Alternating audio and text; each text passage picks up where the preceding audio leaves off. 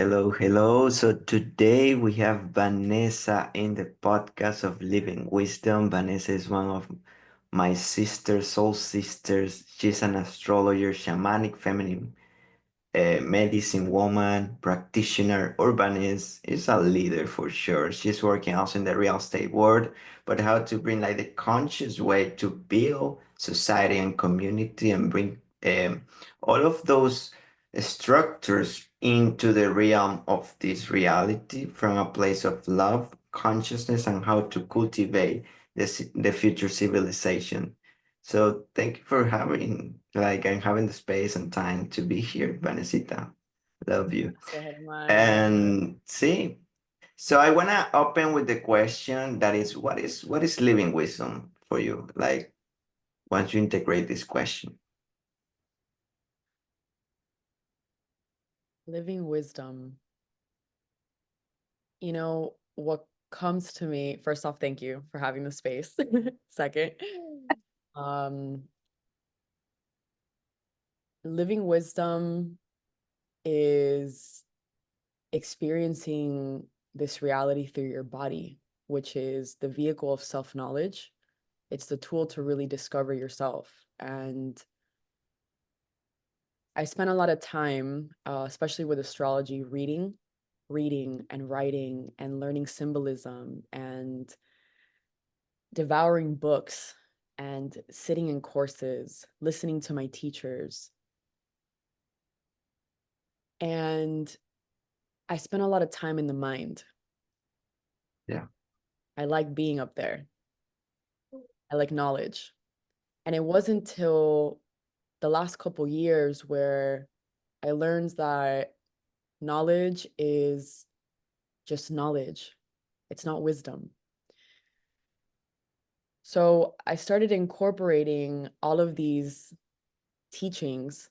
They started manifesting in my matrix, in my everyday life, through my relationships, through my friends, through work, through every area of life, right? It's all interconnected.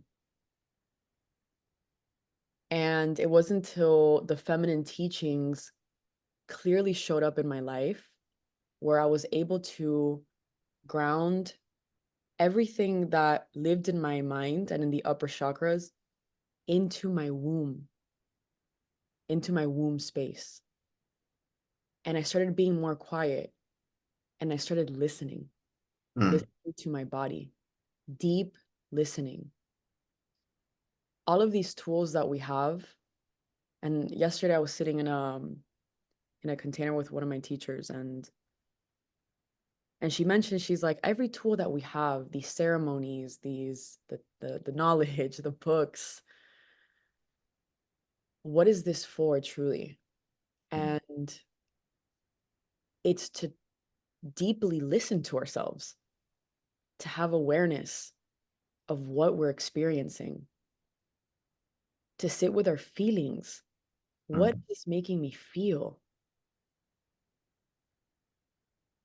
And I started valuing silence and this connection with myself, this connection with Vanessa, with this incarnation of being Vanessa.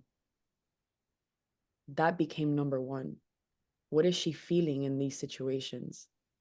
Because if we don't have awareness, if we don't listen to that living wisdom that lives through us, through every cell of our body, through this incarnation, then what the fuck are we doing? Yeah. So yeah, that's living wisdom for me. That's a deep answer though, because yeah, it's as you said, it's the deep listening, right? At the end of everything. And with that deep listening, it comes the remembrance of the truth, the experiential truth that you live. I know that you did Vipassana, and we're gonna go deeper in that too as well.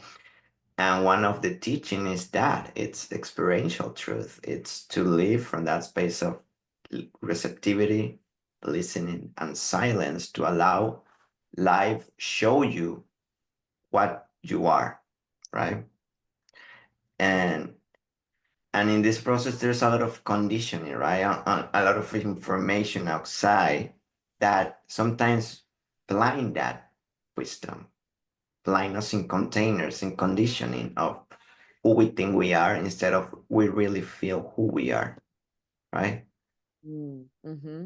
So thank you for sharing that.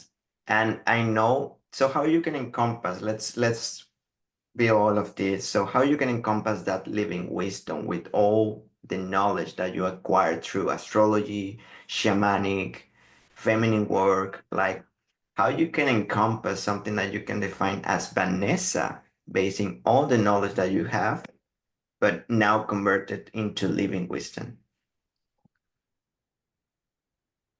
Yeah, damn, that's a good question. Están buenas las preguntas. Bueno,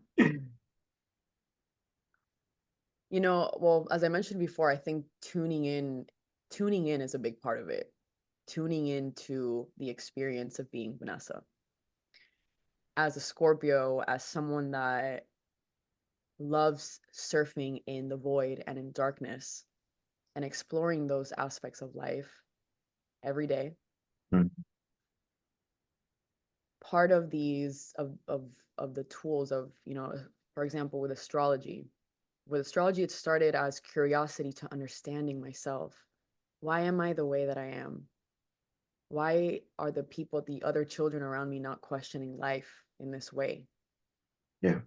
And it was a part of me that was very intimate to me. Very few people knew that there was this this man with like a long white beard living in his body. It happens. It happened to me too as well. Oh my God, how funny. Let me It put happened, like as that soul, like all souls, that Akashic record of us, and just tapping into that again, right? It's like multidimensionality of ourselves.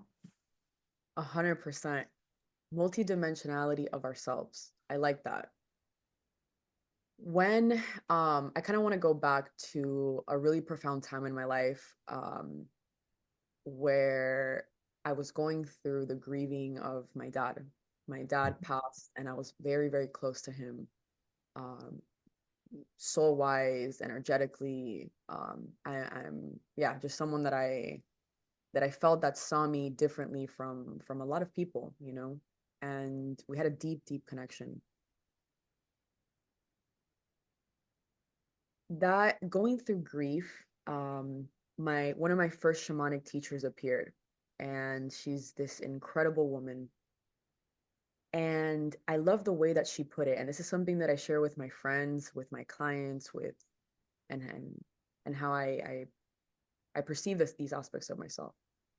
Imagine that all of these parts of you are sitting at a dinner table, Mm, and a wounded child, there's a healed child, there's a wounded adult, there's a teenager, there's the healed adult, there's the people pleaser, there is the shame and the guilt, there's the wild woman, there is the ecstatic feminine. All of these archetypes, all of these aspects sit at the dinner table. mm, And most of the time, we want the healed adult to be the one running the show.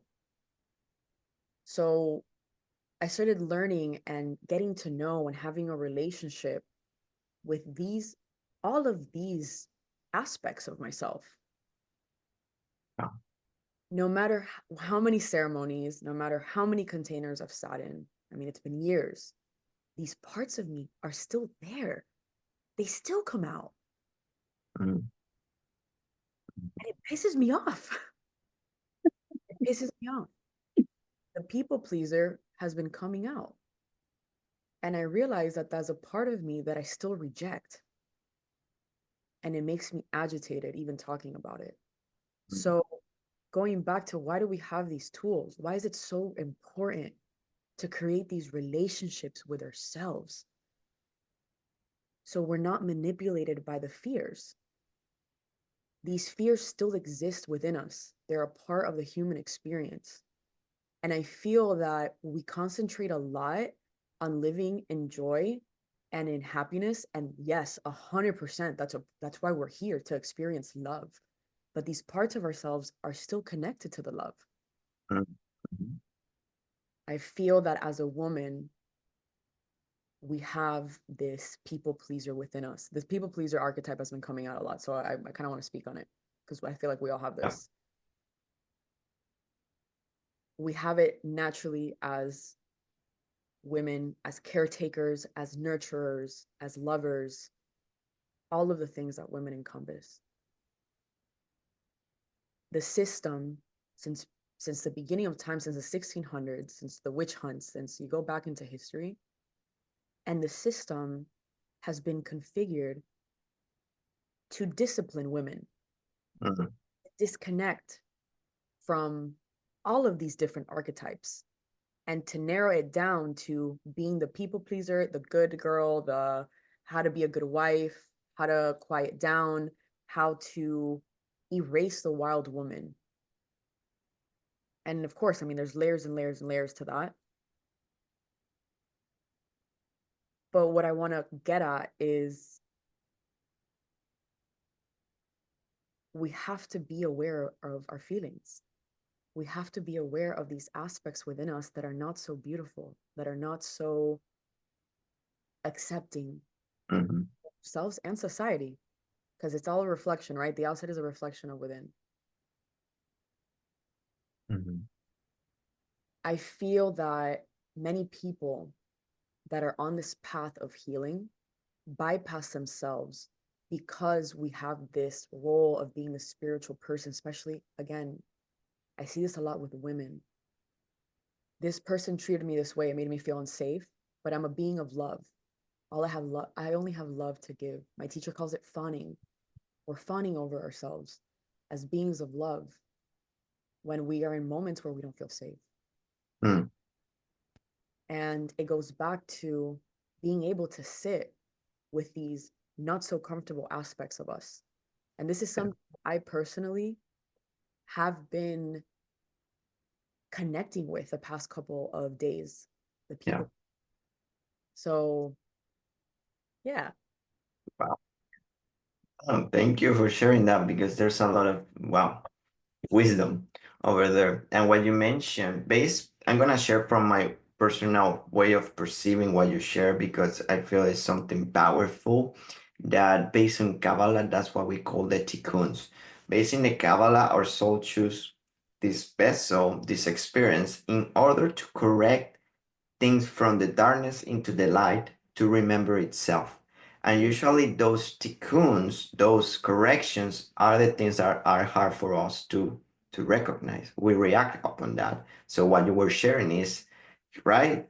So our soul choose those specific situations, persons, people, feelings in order to how to reveal the light within that darkness, how to reveal that into that challenge. So it's going back to that. It's the acceptance that those painful situations are there for us to teach us something. And once we reveal the light in those painful situations, we're going to be able to transcend to the next level of the soul, for that to say, like in a deeper, like, and intenser way. So yeah, I resonate with that because personally I am in the same journey than you. And for me it's been the recognition of those patterns, recognition of those tikkuns, the things that I need to correct in myself that is hard for me to recognize. And we're gonna dive into astrology because there's deeper sense in astrology because knowing your sign, you know that you have a specific tikkun, a specific things for you to correct on this life that your soul choose in order to reveal itself with the life of the creator, we can say. Become more of the light.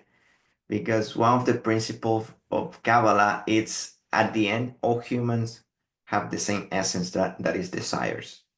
Humans mhm. desire, no matter what you desire, but there's a deep desire. And the word desire means from the stars. So we have this desire, but the ultimate desire is to become more of the light. That's why people go also to Himalayas, to the Tibet, to India, is to realize themselves, right? They want to get enlightened. They want to, but that's a deeper desire is to remember the light. So the ultimate desire of human is be more of the light.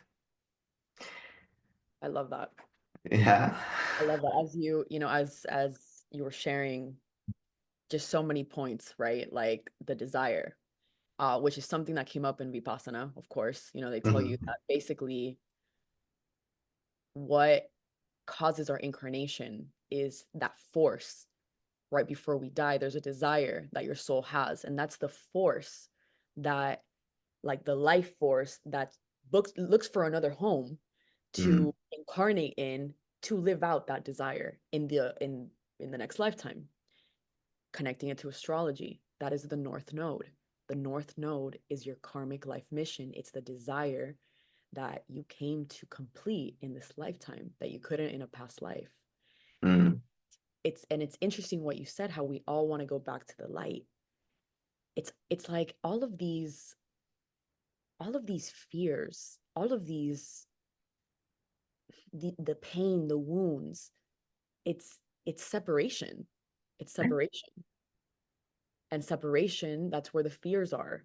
Separation from divinity, from the purest essence, from light, from love. yeah. Yeah. Okay, we go deep, we go deep, and that's all. Like, and that separation exists for us to remind again about the light. The darkness is there to create the contrast of the light, right? And we can dive deeper in that.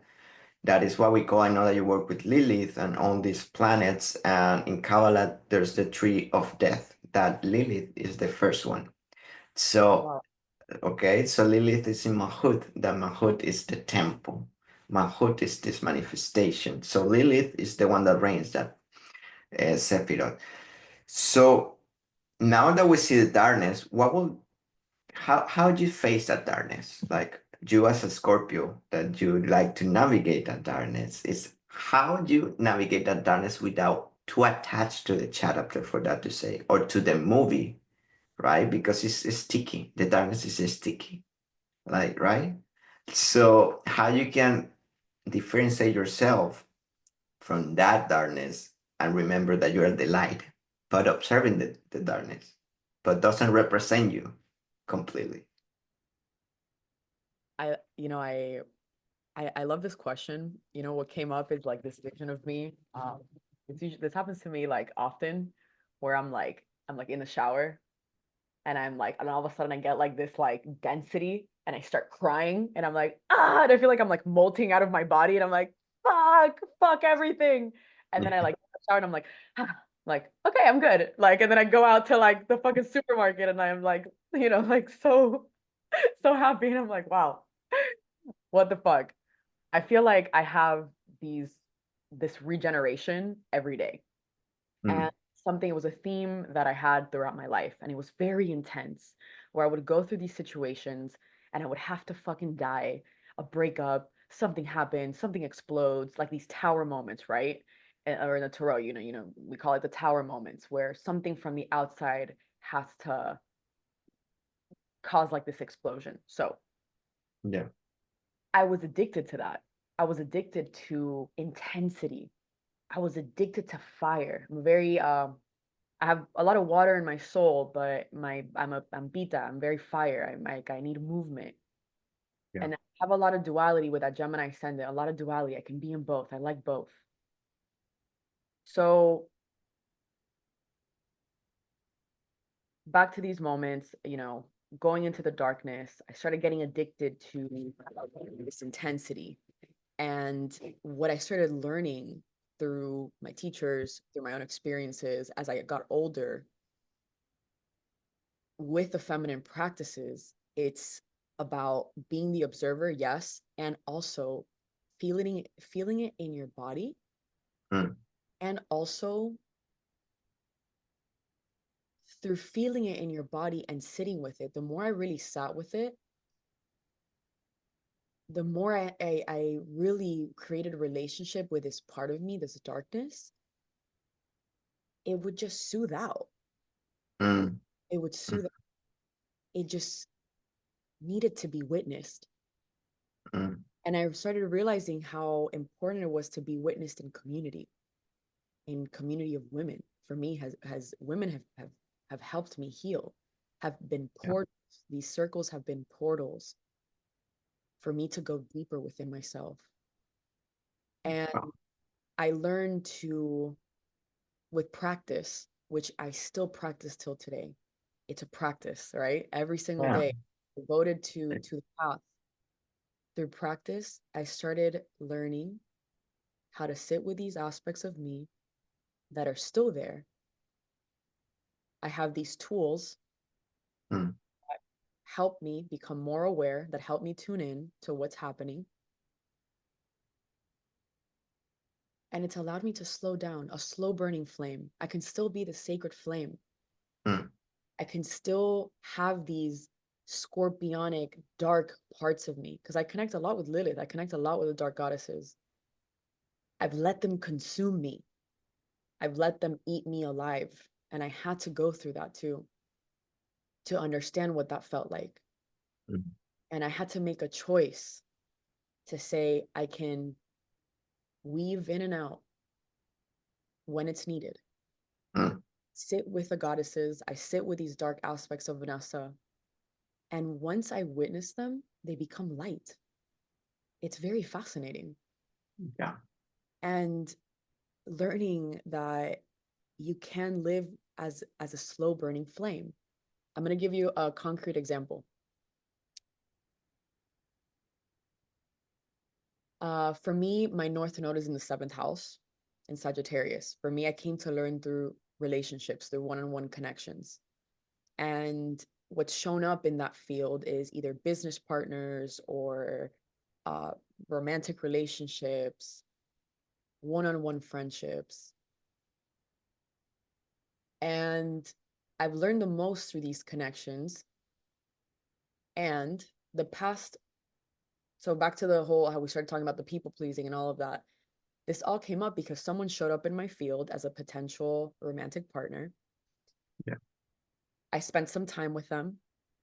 Immediately, I started recognizing patterns of narcissism, of not feeling safe. I had moments where I would become the observer of what was happening because of the Mm. practice that I've had. Muchos coñazos. So over Yeah. and everything has been like a practice, right? Life becomes the practice straight up. This person was in my life for 2 weeks.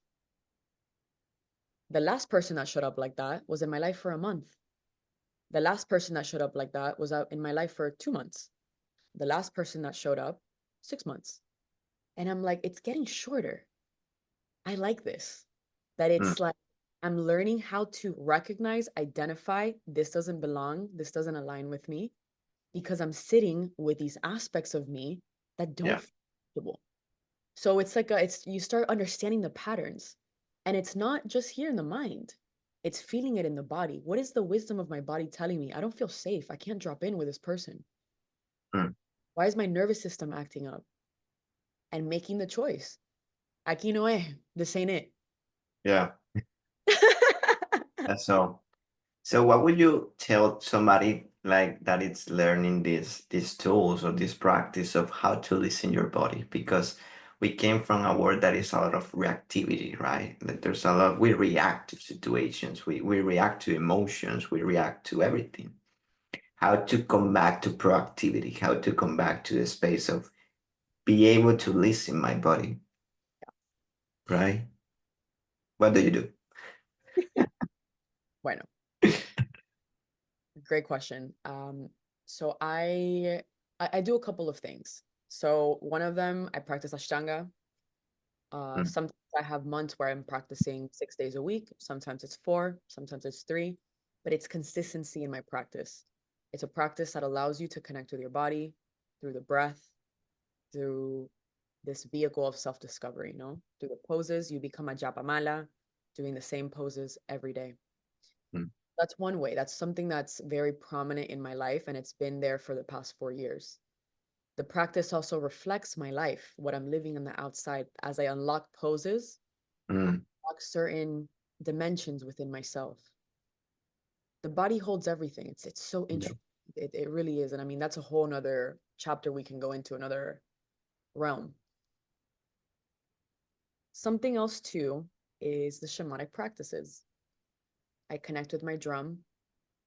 every day, even if it's for 1 minute, even if it's for 1 minute of just connecting with myself in the morning or in the afternoon. It doesn't have to look crazy. 2 weeks ago, before that, I spent 2 weeks going out and partying and not connecting with myself. And I saw the difference. I see the difference when I don't practice. I see the Yeah. difference where I am energetically when I'm not connecting with those. So it's not, hey, go to a cave and go to a Vipassana. Yes, all those things are amazing. Yes. I mean, fucking do them. Like I love, we love that shit. Yeah. It looks different for everyone. Everyone has a different human experience. If there's a practice that you connect with, temazcal, breath work, Yeah. yoga, but it's for me, I think it's important to have a practice where you can be in silence. Mm. Because people, oh, I go to the gym, I go work out. Yeah, for sure. Fuck yeah, do that. Move your body. But that's still like things outside, Mm. the music, how can you sit in silence? That to me, silence is the number one purifier. That's like something I recommend to everyone. It's like, bro, sit in silence with yourself for 1 minute. Even if it's loud in your mind, just sit with that. Mhm. Como siempre, like you said, where we live in a Reactive. activity world, everything's always las prácticas, las ceremonias, todo hasta en el mundo espiritual. O sea, everything, like everything's on the outside, on the outside. And then I feel like even when we're in community, it's like we're still like around other people. Find a place where you can close the door, even if it's in a fucking closet, and just sit with your own human experience. Mm. Yeah. It's simple. At the end, it's just simplicity, right?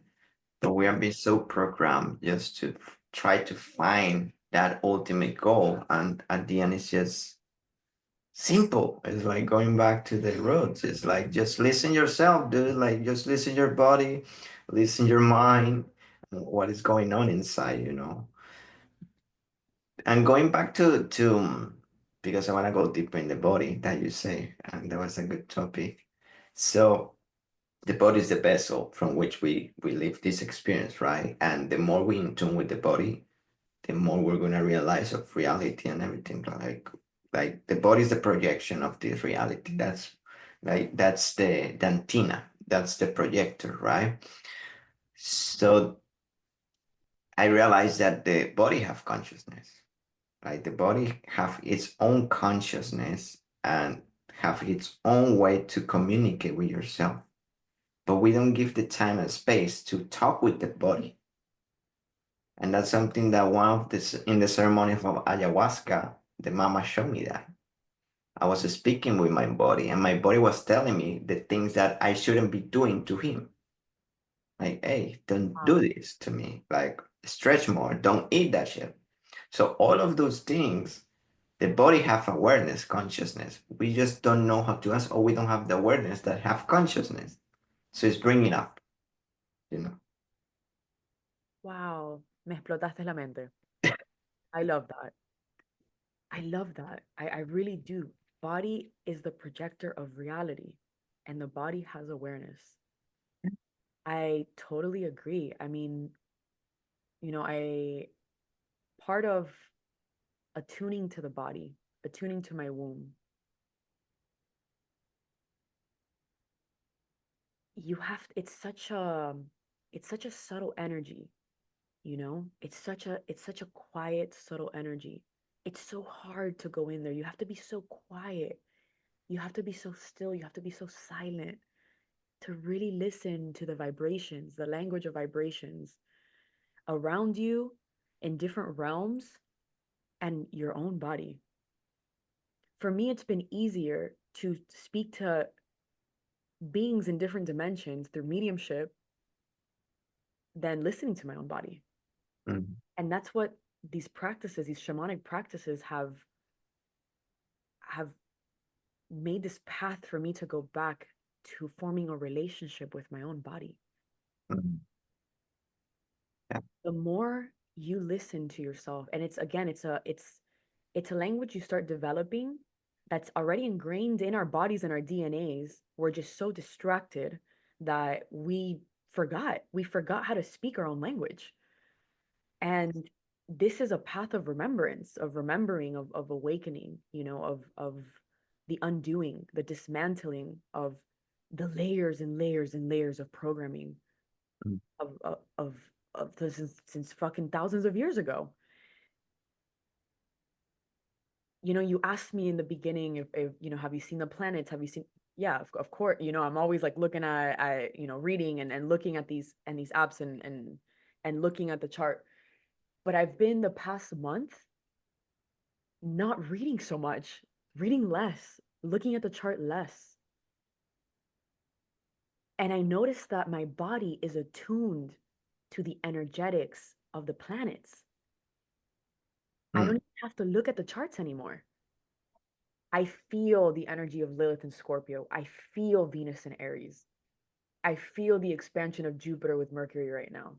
I see it Mm. in my life. I'm aware. I'm aware of the conversations, but it's mostly within.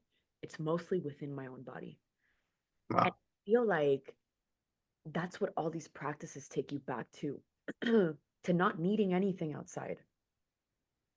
Your body is a part of all of this. And it's like, wow, I just really love I wrote it down. The body is the projector of this reality. Yeah. Me encanta. Wow. Yeah, Yeah, my I love this. No, because as you say, it's that intelligence and the path is within, right? And how you start within is knowing your own biology, knowing your own space, and from that awareness, you're going to be able to transcend to the other ones. And what happened in this spiritual process sometimes is like we want to skip that level. We want to skip biology. We want to skip the body. We just want to communicate with other dimensions, spirit, galactics, or even don't be in this reality. And that cannot happen because the roots needs to be strong. You need to know your roots. You need to know your beginnings. You need to know who is holding this space is your temple, that is the body. So it's essential. It's essential because it's the one that is projecting, is living this reality in the full spectrum of it. Holy shit. I have to tell, te tengo que echar un cuento Yeah. connected to what you just mentioned. How it's like the body has to be strong enough. It has to be ready to receive these transmissions. And last summer, I did a 4-month parasite detox Mm. uh, through Cell Core Sciences, which was badass. I mean, it was a it took 4 months. It's a soft process. It was really nice. In a sense that it was like long, not like super aggressive. And at the end of, I mean, I was releasing literally what looked like fucking anacondas. Like they were fucking parasites. Like they looked like snakes, literal. Yeah. And whenever I would have a hard conversation on the outside, like speak my truth, have a tough conversation with someone, I would release a parasite. I was like, what the fuck? And from what I learned from my teacher, this doctor that I work with, she's like, they hold dense emotions. They hold these parasites clench onto you, and they hold dense emotions. They hold fears, etc. All this shit. When I finished this detox after the 4 months, I sat down for a mediumship session, and it was like a full-on seance. My body, my vessel was so clear Yeah. that I was able to be a radio for these spirits that had to come out in a session. I'd never experienced anything like that.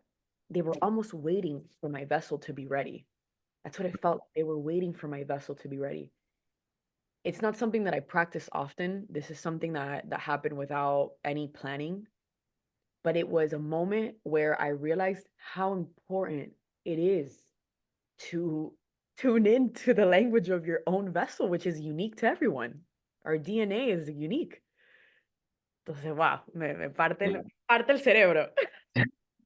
But going back to what you say, like the vessel from which, like, and part of this journey is be able to prepare the vessel to contain more light because it's like a bowl. The bowl just can receive a specific amount of energy, just if you upgrade that bowl. So part of our journey here, and that's why we go back to the corrections, to the tickuns, to the things that it's hard for us.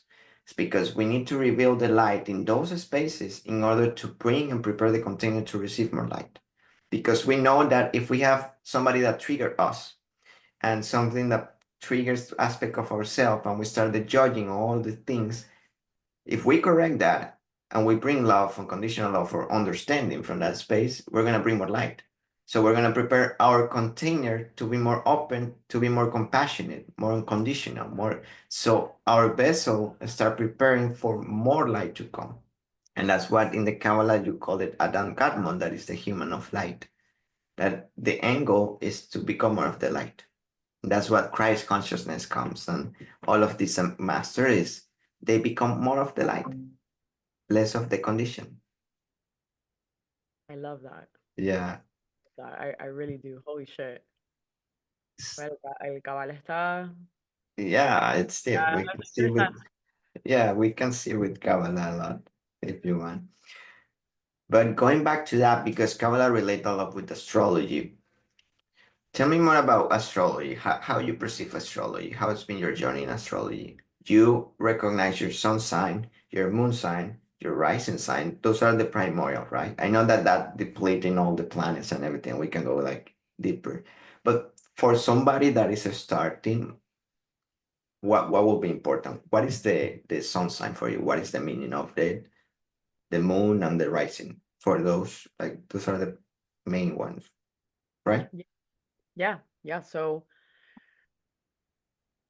astrology, wow. I mean, it's definitely the tool that I feel like has chosen me to be like a vessel of it in this dimension. Um,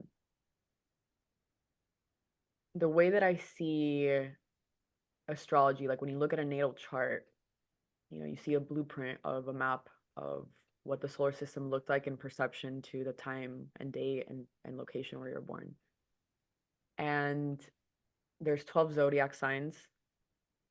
Each zodiac sign has a vibration, and there's a spectrum in that vibration. There's a spectrum, low and high, and there's different archetypes, there's different aspects to each sign.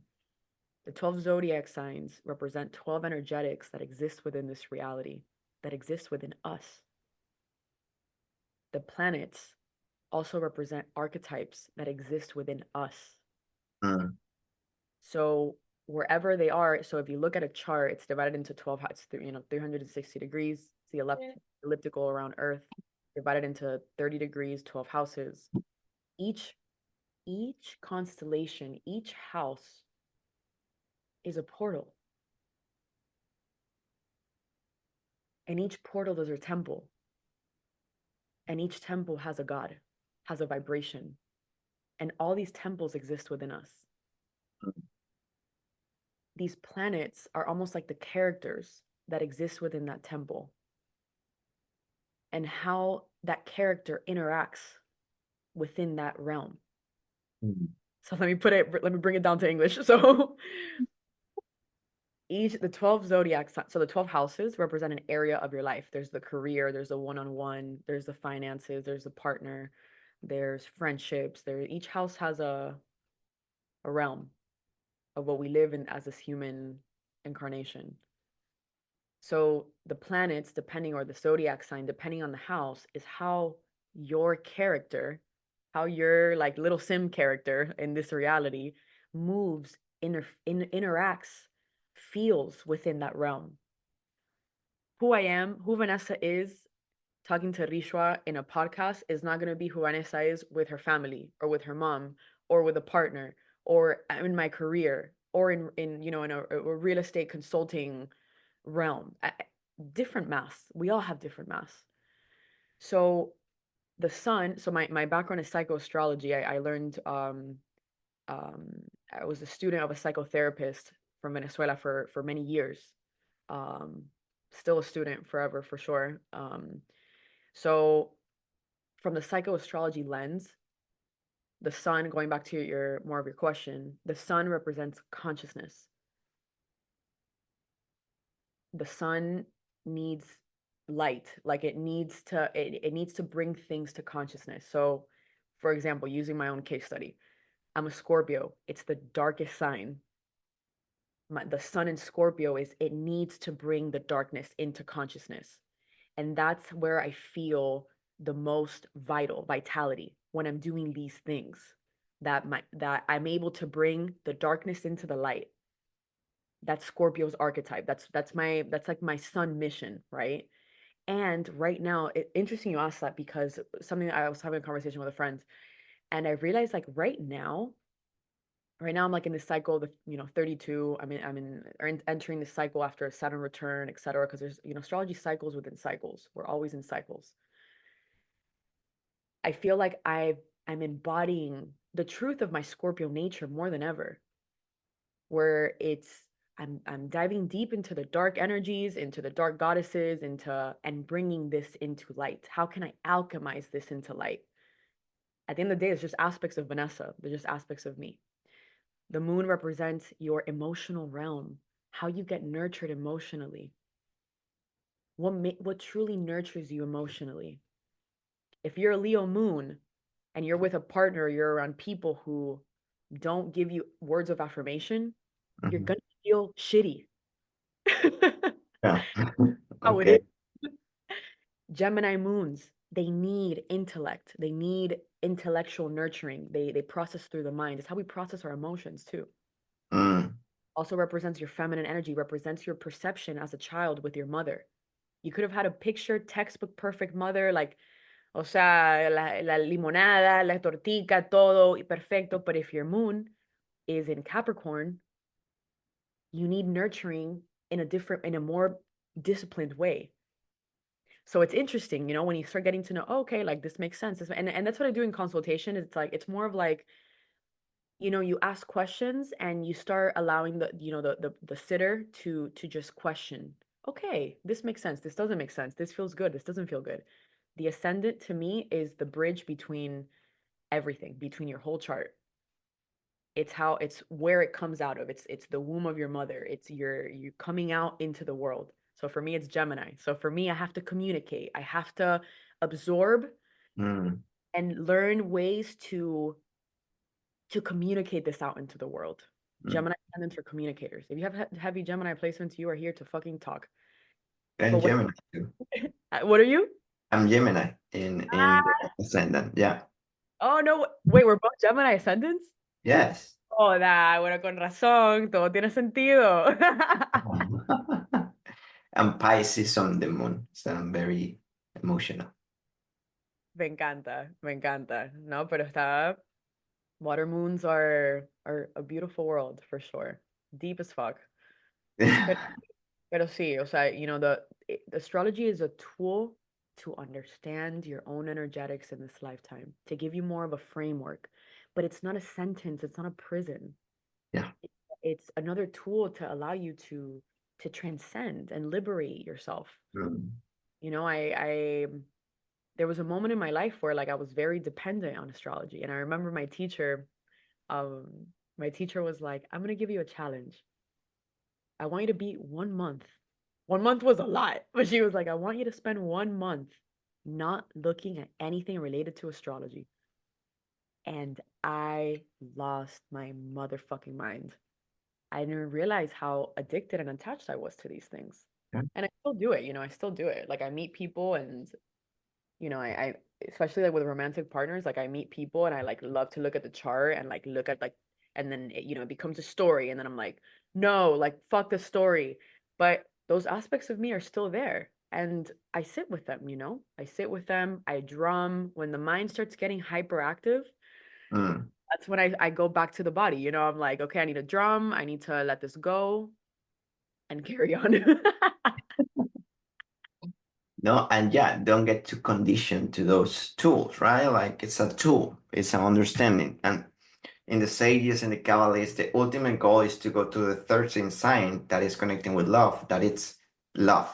Like it's love. Like you are not conditioned by those signs. Like your ultimate goal is to transcend those signs, that it's becoming the unity of all the signs. So that's Mm, why you call it the circle of 13. that it's when you complete and you transcend your sign, because you're going to be able to, the ultimate goal is to become more of the light and not react to those, but be able to perceive the patterns of those signs, to perceive all the things that that sign have to show you, all the planets, but how you can become proactive to those energies, go back to listening to silence without conditioning that aspect. Because at the end, if we go deeper, it's all on this universe, but we are more than this universe. If we go deeper, like if we go to the spirit world and everything, and we go to the light, there's a deeper meaning of that. So our calling is how to tap again into that deeper calling.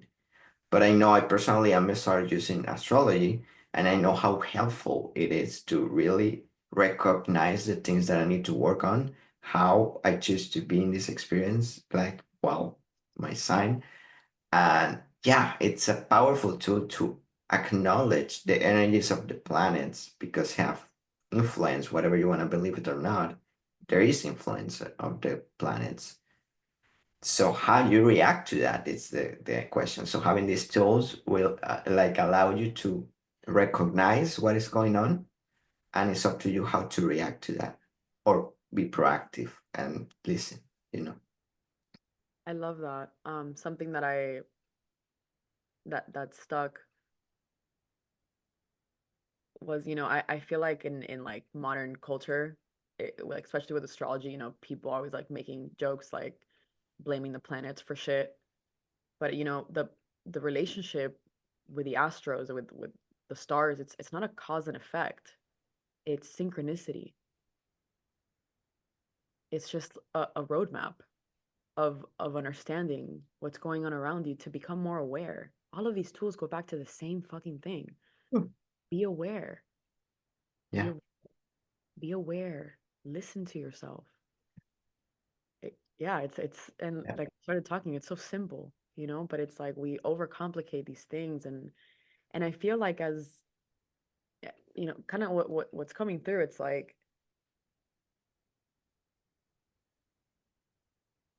we're so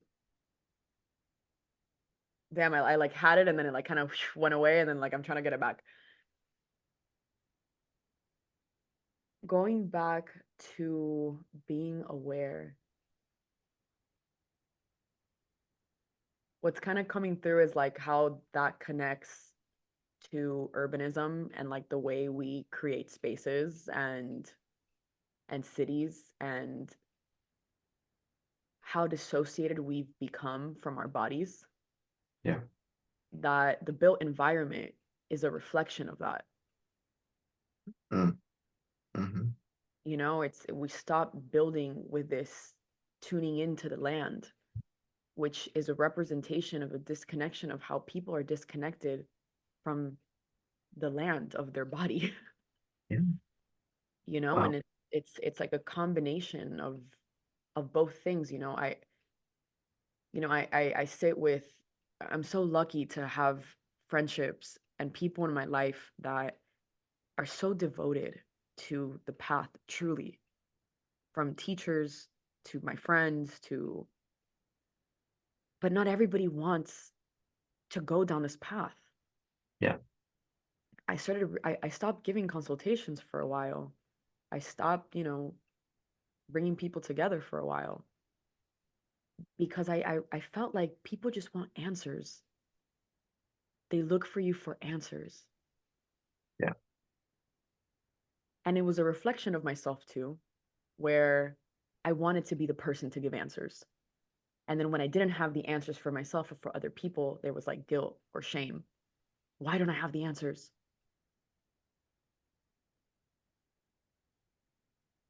It's going back to, we live in a hyper mind society. Everything is Mm. here. It's here. Everything is here. Very logical, very in the mind, very has to make sense. And I realize, why I'm so devoted to this path of bringing this down into real estate and the built environment is because I realize this knowledge is so within every single being that if you make the right space for people, you don't have, not everybody has to do the path of the hermit, of the sage, you know? They can find the answers within themselves if you build the right environment for them. Mm. So you don't have to reform people, you have to just reform environments. And that's something that the words of a friend that's in the regenerative space mentioned to me. And that stuck to me for a long time. Where as people in our lives are portals, cities are portals too, environments are portals too. When you are an architect, Rishwa, when you're an architect of sacred spaces, when you create this environment, when you put the right elements with the true intention of connection, because of the connection you've cultivated with yourself, with your partner, with your own practices, with your own shadows, you can create a space for other people to also go back into those spaces within themselves. And some people will choose to go deeper. Some people will not choose to go deeper. And that's okay. But you don't have to preach anymore. You just make the space and people have their own experience. And we've lost that in real estate, in the built environment. We don't ask the land anymore. We don't connect with it. We don't give a fuck.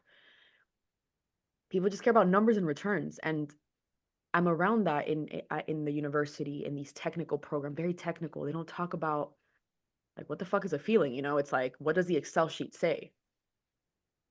And I realized I'm like, damn, like, you know, we need both. We need people that are good architects of spaces, of the minds, of the body, of that bridge between that bridge between all these realms, and also being connected to the material world, that we live in this material world.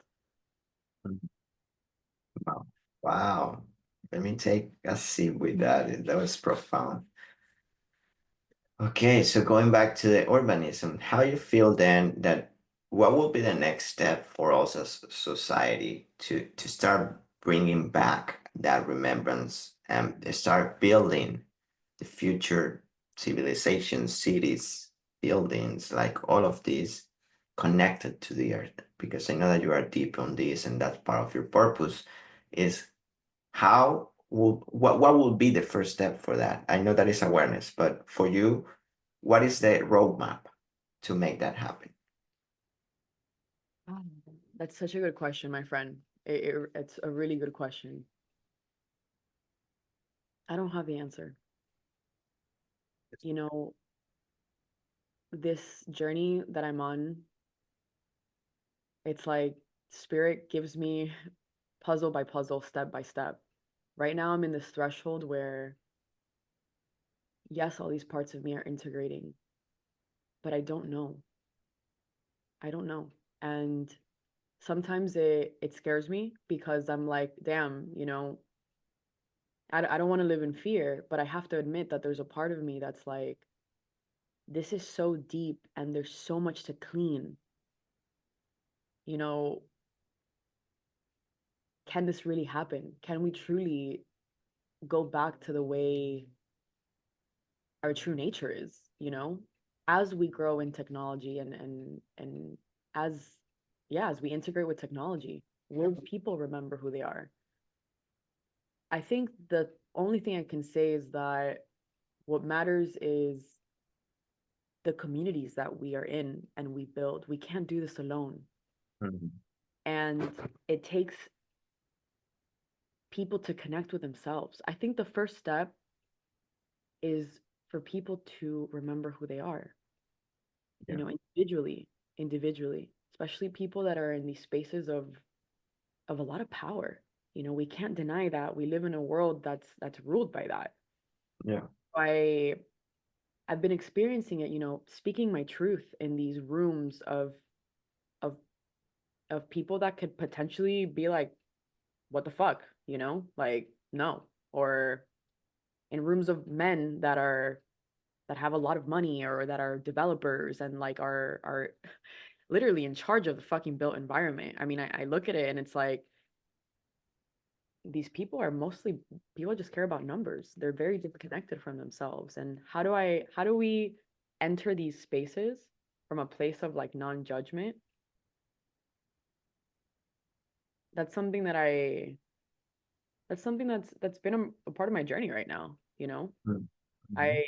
I look at, and I'm gonna just speak freely here, you know, and if it triggers someone, cool. If not, whatever, whatever. Like, it's a lot of white men that are in these spaces, you know, and the only thing that comes out of their mouth is numbers and returns. And yeah, they talk about community, and I'm not saying this is everyone. There's definitely a space that's forming in the regenerative real estate environment for sure. Thank fucking God. And I'm making my way into these realms, but I spend a lot of time in like in the world, you know? Not everybody has these spiritual practices. Not every, you know, I just went to a fucking gym here in Orlando, like visiting my mom, and it was like común y corriente, o sea, gente, marico, o sea, gente que está viviendo su vida del el 9 to 5 y el trabajo y todo eso y and something that came through is like, you know, we go to these like community spaces and we, you know, we're with other people that are like-minded and fuck yeah. But who are we when we're in a classroom? Who are we when we're in a university? Are we still giving that same love, that same respect, that same non-judgment with people that believe in completely different things, that are Catholic or Christian, or are we still showing up as a loving being? And I think that's where we start with ourselves. Like, how are we showing up in these spaces that are not just only, you know, o sea, como los Yeah. festivales espirituales y todo eso. O sea, yeah, of course. I feel like we go in there to connect, to remind ourselves, like, there's these people, but I feel like our mission is to bring in this light, as you're saying, in these outdated systems, you know, Mm. and surrounding yourself with people who support you, with real Mm. community, with real community. You know, something that I actually would love to talk to you about is something that my friend brought up the other day. I actually wrote it down. I write a lot of notes when people say interesting things. You know, she said she felt that a lot of communities, especially, you know, we're talking about women's circles. Okay. And she asked, she's like, how do we make feminine spaces not revolving doors? A lot of Mm. circles, a lot of communities are revolving doors. Mm. How do we how do we counteract that, you know? Like, where do you find true community? Like, what makes true community? You know, that's something that's a big part of like this regenerative development. How can I, if I'm going to go invest, for example, right now I'm working in Dominican Republic, how can I, as an outsider, make an impact as an investor or consult an investor that's putting money in the island to still connect with community? Like, how the fuck? It's just such a there's so many fucking areas to that, you know? It's like, fuck, there's the shadow aspect, there's the not. How do people feel welcome? It's like, yeah, like, yeah. Anyway, are these questions making sense? I know 100% sense. Like when you mentioned that at the end, it's just how us, or me, you, we can bring this awareness to people, those communities as well, right? Like everything start with us, like with every human being, like you doing the work. But also we mentioned that not everyone wanna do the work, right? Because it's not easy sometimes. It's deep. So going back to creating those spaces, how to make people feel welcome, I feel that that comes depending on the person that is holding the space for sure. If that person is already welcoming persons in their life externally to that environment. For that to say, I can be a good guy, presenting myself and showing up in that specific space. However, I can be the worst human being with my partner or with my parents, right? So it needs to be coherence. And that coherence is energy, and that's what people feels more than anything else. So once you have coherence within yourself that what you are talking is what you are embodying, that's how you ripple out in these environments, you know. So going back, I think I went a little bit to the loop but yeah, at the end is that it's those spaces have to make people welcome and showing them no by imposition or like narcissism sometimes that we carry in these spiritual communities. Yeah. It's more about sharing what we have accomplished or our own journey, and the energy will speak by themselves, you know. And this enters also in the regenerative real estate. It's how we can plant those seeds in those people and showing them that there's another way. There's a better way that we can create coherence with the earth and with humans, right? Because at the end, it's about evolution, coherence, harmony. And yeah, it's interesting. For me, I was just joking with the friends, like, well, you should give to this corporate like a junk of ayahuasca and just send it out just for them to realize what is real. But not everyone is ready for that. So the question is how, with what we have already, we can make impact. So at the end, it's impact. Us Yeah. as so is how we can create impact and inspire people to remember themselves. That's the end. Without trying to change, without trying to condition, it's just how we can inspire through our own example for them to ask deeper question about themselves, you know? I like that. I mean, it's back to how we started this conversation, simplicity, it's Yeah. living in your authentic truth is the most powerful vibration you can be in to really show up as you. And I also I agree with what you're saying, that it's the root of the community, the creator, the holder of the space. It's like we all become containers. But if it's not coherent, where in one part of your life you're a complete fucking psycho narcissist and extractive, and you're preaching about, you know, community and harmony and love and light, which throughout history it's happened a lot with these Yeah. communities, right? We see all the fucking documentaries on Netflix. It happens so much. It's so common. Mhm. It's crazy. And I feel like that also causes like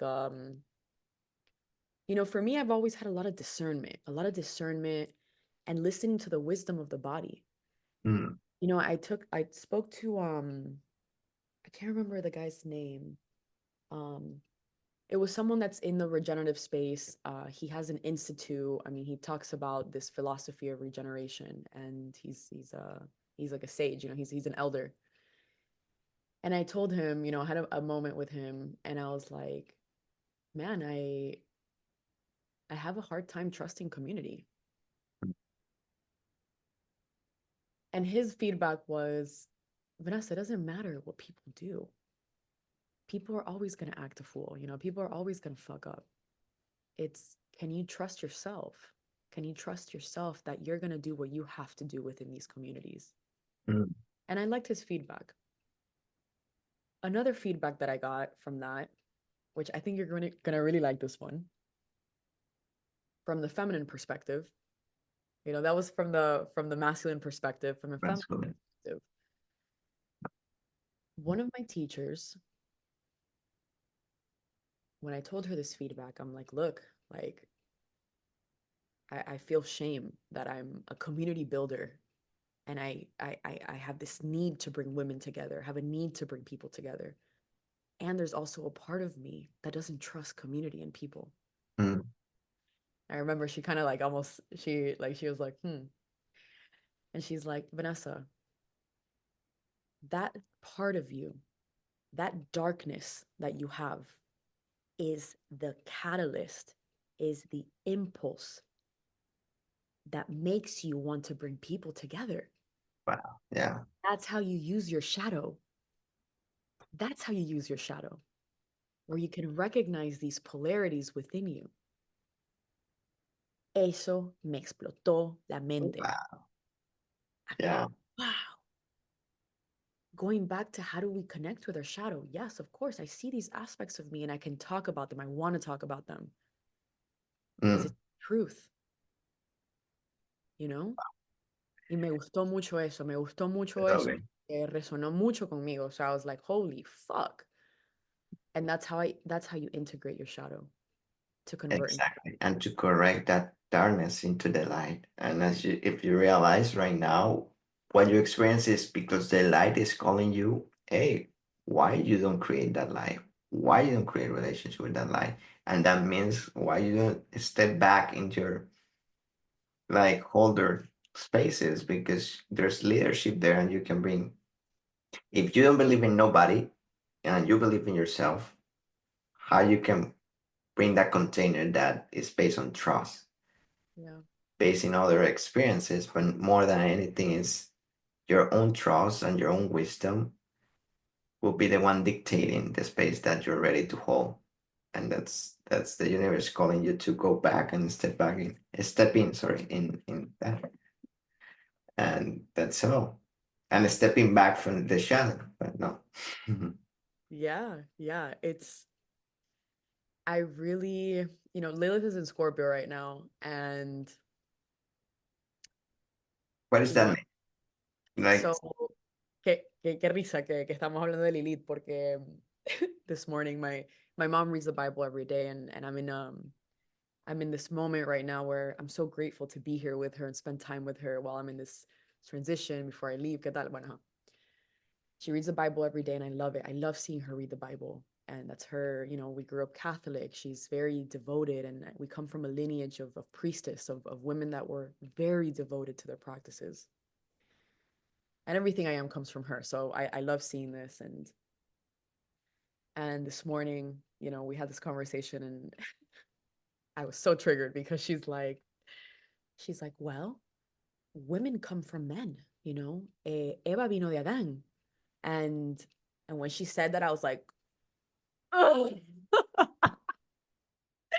Y que pero primero estuvo Lilith. Primero estuvo Lilith. yes. Ella no se resignó a nadie. O sea, esa energía, that sacred rage, And I was like, this, I'm not going to project this to my mom. That's why I texted you. I'm like, I need to go work out. I need to move the energy. Qué marico, esta verga. Bueno, but we have a relationship now that where we can talk about it, and um so yeah, so Lilith is from my perspective, it's that primal, it's the symbolism of the primal, sacred, feminine God, like the most profound, ancient, feminine wisdom. Lilith is the sacred rage. It's the rage that lives within the womb of every woman, where we've been designed to, the system has been designed to discipline us into forgetting our fucking power. That's Lilith. So Lilith being in Scorpio, which is this dark primal energy. Scorpio is the compost. Scorpio is the shit. It's Pluto. It's Hades. It's hell. It's darkness. It's Persephone. It's all the encompassing of the dark goddesses. Lilith is in her sauce right now, and I got this calling right as she was transitioning to Scorpio to connect back to these women groups, to connect women again, and that calling has been coming up. And it's like, where do we put this rage? It's like, how can I stay connected to my heart Mm, and also feel this rage? How can I stay connected to my fire, to this vision, to this calling that I have to bring this sacred wisdom back into the eyes of women, into this, remembering who they are, remembering our power, remembering how we've been succumbed to keep quiet. I'm very passionate about that. Women are everything. We're the creators of life. Like, what the fuck? And men don't have this. Men don't have wombs. Men can only connect to their own heart and the hearts and the wombs of their mothers. Women are portals, we're keys, we're everything. And I'm so passionate about it because I've seen the magic, I've felt it, I've lived it, and I can only, express from my own experience. I people need to have their own experience too. Lilith is all of this energy as this comes out. This is Lilith embodied. mm, And in Scorpio, it's this primal sacred rage that's been ready to come out. And it's coming out through the transformation we're seeing on earth. The more mm, women awaken, the more women awaken, the better world it will be. I mean, we're like almost like going to an equilibrium back between the masculine and feminine, and it's gonna maybe take fucking hundreds of years, but it's like we're at this precipice of really seeing it more actively out in the world. And it's beautiful that we're in Taurus. You know, Taurus is all about Venus and Mother Earth and embodying this down into this realm. So shout out Tauruses. Aquí estamos. Here That's we are. Taurus team. Pero sí, Wow. a mí me tuve una posesión ahorita, o sea, que ya regresé, ya Wow. No, va. but you were so wow. That was it was beautiful to witness that, to be honest. So thank you for allowing that because it was I really felt deep in yourself the sharing of Lilith, like literally embodying that sacred rage and also sacred expression, because at the end it's also expression, right? Yeah. It's expression of the feminine, expression of the. So thank you for that. Like that. I was honored to witness. Thank you. You know, it's also being part of a container you're creating. So thank you. That's also a reflection of you too. So thank Mm, you for the space. But yeah, that's my connection with Lilith. wow. Okay, Vane. To respect your time, also, what would be a summarize that you will let people know about like these times or your living wisdom now that we bring all of these, like a message for humanity for that to say? Wow. Okay, a message for humanity.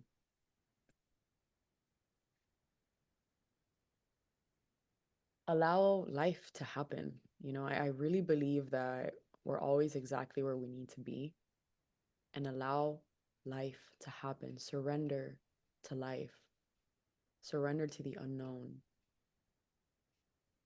surrender to deep silence.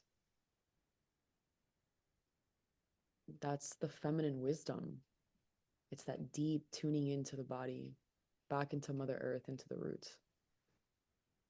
I hope that the silence brings a remembrance and allows people to remember who they are. Mm, If there's anything I believe I came to do, and the people around me are reflections of that. It's like it's for us to remember who we are truly, without the conditioning. We came to be free, and that doesn't always look like rainbows and butterflies. mm, I feel like we tend to run away from the suffering, you know? And it's also part of this experience. And I say as myself too, you know, I have times where I also run away from it. But it's been when I'm able to face the darkness head on that I get closer and closer to being the truest version of myself. mm. Yeah. Wow. Profound. Ready. Simple. Thank you, Bane. Thank you for your time and trusting this project too, that is to bring this type of conversations and supporting us on this process. So how people can find you? Like, yeah. Yeah, no, first I want to say gracias, hermano. O sea, de verdad, I'm so proud of you. I'm so glad that life weaved us back in together, and seeing your journey is also beautiful. Yeah, thank you. Thank you for making the space. It's needed. How people can find me on Instagram for sure. I mostly use Instagram, astromezcal. I've also started a Substack, which I've been spending a little more time on, where I'm sharing more of my writing and poetry and some essays um, and yeah, and people can DM me or reach out on Substack um, and yeah, yeah. Are you offering consultations right now or not at the moment? I am. I am. There's a link on my Instagram bio where people can book. But I am starting, and thank you for bringing it up. I recently, like a week ago, I started opening up my calendar again for consultations. Yeah. Okay, so let's put it. I'll put it all in the link of the description so people will reach out to you. And yeah, so thank you, family, for listening. And yeah, hope to see you in the next one. You can follow us at Chimbala on my Instagram. It's Rishua. But thank you, Vane, for your time. Gracias, hermano. Hasta la próxima.